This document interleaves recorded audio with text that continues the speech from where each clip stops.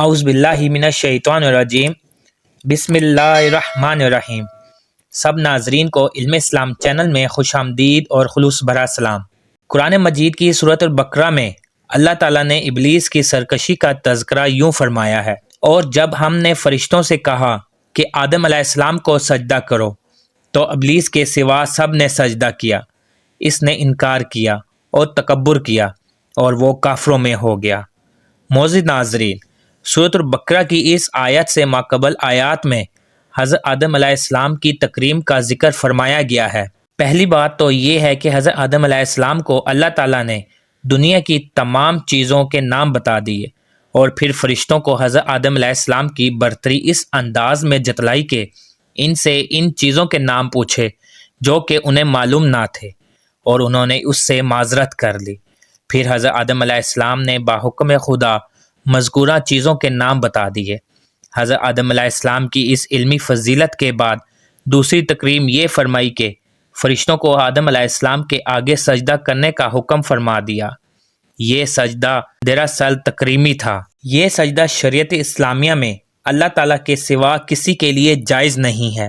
نبی اکرم صلی اللہ علیہ وآلہ وسلم کا مشہور فرمان ہے کہ اگر سجدہ کسی اور کے لیے جائز ہوتا تو میں عورت کو حکم دیتا کہ وہ اپنے خاوند کو سجدہ کرے، تاہم فرشتوں نے اللہ کے حکم پر حضرت آدم علیہ السلام کو سجدہ کیا، جس سے ان کی تکریم و فضیلت فرشتوں پر واضح کر دی گئی، کیونکہ یہ سجدہ اکرام و تعظیم کے طور پر ہی تھا، نہ کہ عبادت کے طور پر، اور اب تعظیماً بھی کسی کو سجدہ نہیں کیا جا سکتا۔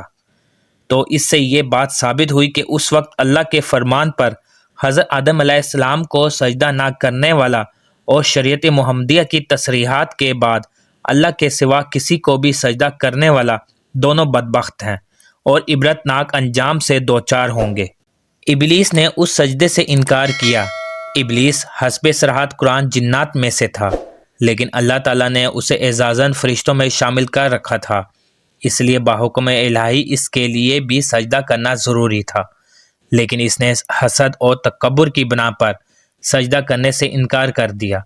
گویا حسد اور تکبر وہ گناہ ہے جن کا ارتکاب دنیا انسانیت میں سب سے پہلے کیا گیا، اور اس کا مرتکب ابلیس تھا۔ اسی طرح سورۃ الاعراف میں فرمایا گیا ہے، اور ہم نے تم کو پیدا کیا، پھر ہم ہی نے تمہاری صورت بنائی، پھر ہم نے فرشتوں سے کہا کہ آدم کو سجدہ کرو، سو سب نے سجدہ کیا بجز ابلیس کے، وہ سجدہ کرنے والوں میں شامل نہ ہوا۔ حق تعالیٰ نے فرمایا، تو جو سجدہ نہیں کرتا تو تجھ کو اس سے کون امر مانیا ہے، جبکہ میں تجھ کو امر دے چکا ہوں۔ کہنے لگا، میں اس سے بہتر ہوں، آپ نے مجھ کو آگ سے پیدا کیا اور اس کو آپ نے خاک سے پیدا کیا۔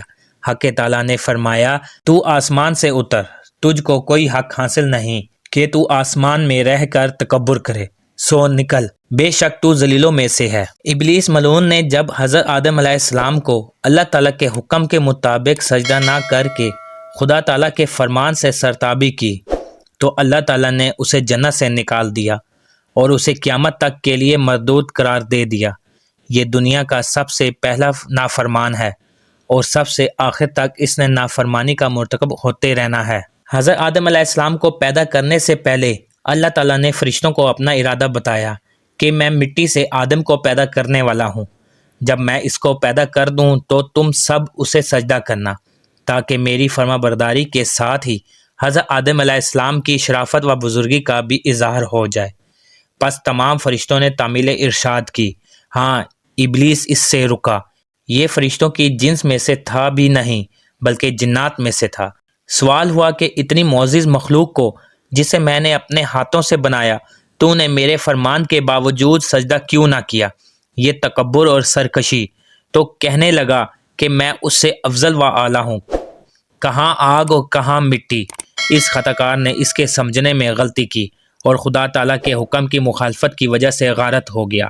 میرے دربار میں تجھ جیسے نافرمانوں کی رسائی نہیں، اب تو میری رحمت سے دور ہو گیا اور تجھ پر ابدی لعنت نازل ہوئی۔ اس نے خدا تعالیٰ سے دعا کی کہ قیامت تک اس کو مہلت دی جائے۔ خدا تعالیٰ نے جو اپنی مخلوق کو ان کے گناہوں پر فوراً نہیں پکڑتا، اس کی یہ التجا پوری کر دی اور قیامت تک کی اس کو مہلت دے دی گئی۔ اب کہنے لگا کہ میں تو اس کی تمام اولاد کو بہکا دوں گا، صرف مخلص لوگ تو بچ جائیں گے۔ ابلیس ملعون نے نہ صرف یہ کہ حکم کی تعمیل نہ کی بلکہ اللہ تعالیٰ کے حکم کو غلط بتایا اور اعتراض کر بیٹھا کہ آپ نے افضل کو حکم دیا کہ غیر افضل کو سجدہ کرے۔ یہ حکمت کے خلاف ہے۔ اس نے اپنے خیال میں آگ کو مٹی سے افضل سمجھا، اس لیے جو آگ سے پیدا ہوا ہے اس کو بھی مٹی سے پیدا شدہ شخص سے افضل سمجھ لیا۔ آگ کو مٹی سے افضل سمجھنا ہی اول تو غلطی ہے۔ آگ میں فساد زیادہ ہے، صلاح کم ہے، اور مٹی میں سراپا خوبی ہے جو نافع ہی نافع ہے، اور سب سے بڑی جو خوبی کی چیز مٹی میں ہے وہ تواضع اور فروتنی ہے۔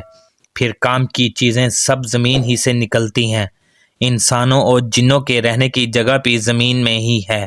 پھل، میوے، غلے، ہرے بھرے باغ، کھیتیاں سب زمین سے ہی پیدا ہوتی ہیں، اور بہت سی وجوہات سے مٹی کو آگ پر فضیلت حاصل ہے۔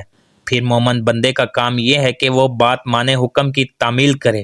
ابلیس نے اللہ تعالیٰ کا حکم سن کر حجت بازی کی اور حکم الہی کو حکمت کے خلاف بتایا، تو اللہ تعالیٰ نے اس کو ملعون قرار دے دیا، یعنی اپنی رحمت سے محروم کر دیا، اور فرمایا کہ تو اس سے نکل جا، کیونکہ بے شک تو مردود ہے، اور بے شک تجھ پر قیامت کے دن تک میری لعنت رہے گی۔